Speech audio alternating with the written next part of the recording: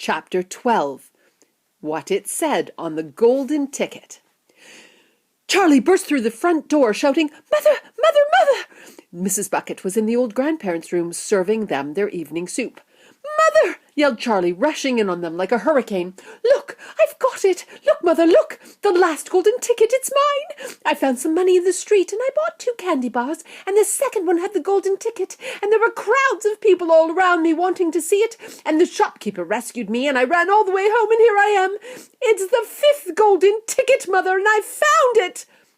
Mrs. Bucket simply stood and stared, while the 4 old grandparents, who were sitting up in bed balancing bowls of soup in their laps, all dropped their spoons with a clatter and froze against their pillows. For about 10 seconds, there was absolute silence in the room. Nobody dared to speak or move. It was a magic moment. Then, very softly, Grandpa Joe said, You're pulling our leg, Charlie, aren't you? You're having a little joke, "I am not!" cried Charlie, rushing up to the bed and holding out the large and beautiful golden ticket for him to see. Grandpa Joe leaned forward and took a close look, his nose almost touching the ticket. The others watched him, waiting for the verdict. Then, very slowly, with a slow and marvelous grin spreading all over his face, Grandpa Joe lifted his head and looked straight at Charlie.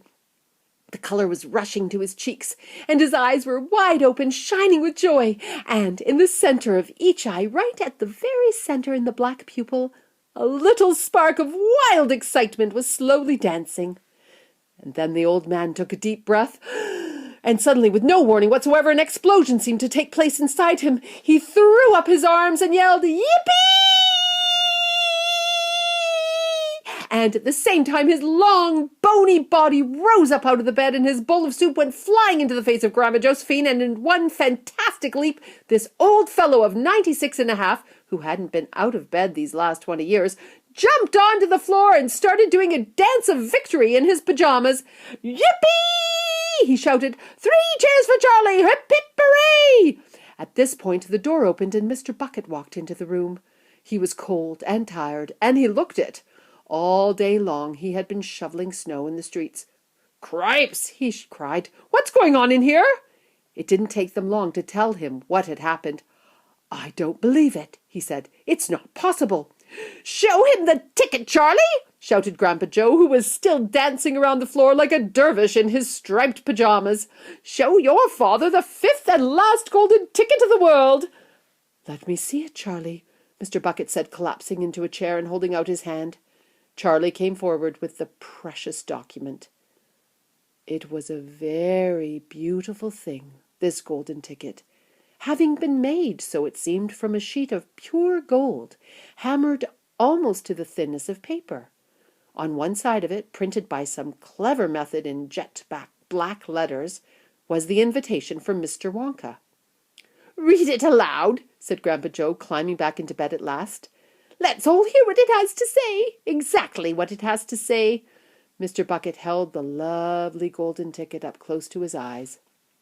His hands were trembling slightly, and he seemed to be overcome by the whole business. He took several deep breaths. Then he cleared his throat and said, "All right, I'll read. Here we go. Greetings to you, the lucky finder of this golden ticket, from Mr. Willy Wonka. I shake you warmly by the hand. Tremendous things are in store for you. Many wonderful surprises await you. For now, I do invite you to come to my factory and be my guest for 1 whole day. You and all others who are lucky enough to find my golden tickets. I, Willy Wonka, will conduct you around the factory myself, showing you everything that there is to see, and afterwards, when it is time to leave, you will be escorted home by a procession of large trucks. These trucks, I can promise you, will be loaded with enough delicious eatables to last you and your entire household for many years. If at any time thereafter you should run out of supplies, you only have to come back to the factory and show this golden ticket, and I shall be happy to refill your cupboard with whatever you want. In this way, you will be able to keep yourself supplied with tasty morsels for the rest of your life. But This is by no means the most exciting thing that will happen on the day of your visit. I am preparing other surprises that are even more marvelous and more fantastic for you and for all my beloved golden ticket holders. Mystic and marvelous surprises that will entrance, delight, intrigue, astonish, and perplex you beyond measure. In your wildest dreams you could not imagine that such things could happen to you. Just wait and see. And now, here are your instructions. The day I have chosen for the visit is the first day in the month of February. On this day and on no other, you must come to the factory gates at 10 o'clock sharp in the morning. Don't be late. And you are allowed to bring with you either 1 or 2 members of your own family to look after you and to ensure that you don't get into mischief. One more thing. Be certain to have this ticket with you, otherwise you will not be admitted. Signed, Mr. Willy Wonka. The first day of February, cried Mrs. Bucket. But that's tomorrow. Today's the last day of January. I know it is. Cripes, said Mr. Bucket. I think you're right.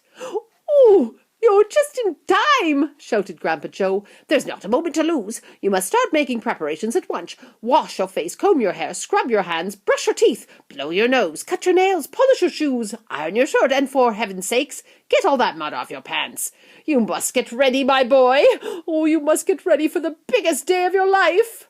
Now, don't overexcite yourself, Grandpa, Mrs. Bucket said, and don't fluster poor Charlie. We must all try to keep very calm. Now, the first thing to decide is this. Who is going to go with Charlie to the factory? I will, shouted Grandpa Joe, leaping out of bed once again. I'll take him. I'll look after him. You, leave it to me. Mrs. Bucket smiled at the old man, and then she turned to her husband and said, How about you, dear? Don't you think you ought to go? Well, Mr. Bucket said, pausing to think about it. No, I'm not so sure that I should. But you must. There's no must about it, my dear, Mr. Bucket said gently. Mind you, I'd love to go. It will be tremendously exciting. But, on the other hand, I believe that the person who really deserves to go most of all is Grandpa Joe. Grandpa Joe himself. He seems to know more about it than we all do, provided, of course, that he feels well enough. Yippee! Shouted Grandpa Joe, seizing Charlie by the hands and dancing round the room. Well, he certainly seems well enough, Mrs. Bucket said, laughing. Yes, perhaps you're right after all. Perhaps Grandpa Joe should be the one to go with him. I certainly can't go myself and leave the other 3 old people all alone in bed for a whole day. Hallelujah! Yelled Grandpa Joe. Praise the Lord! At that point there came a loud knock on the front door. Mr. Bucket went to open it, and the next moment swords of newspapermen and photographers were pouring into the house. They had tracked down the finder of the 5th golden ticket, and now they all wanted to get the full story for the front pages of the morning papers. For several hours there was complete pandemonium in the little house, and it must have been nearly midnight before Mr. Bucket was able to get rid of them so that Charlie could go to bed.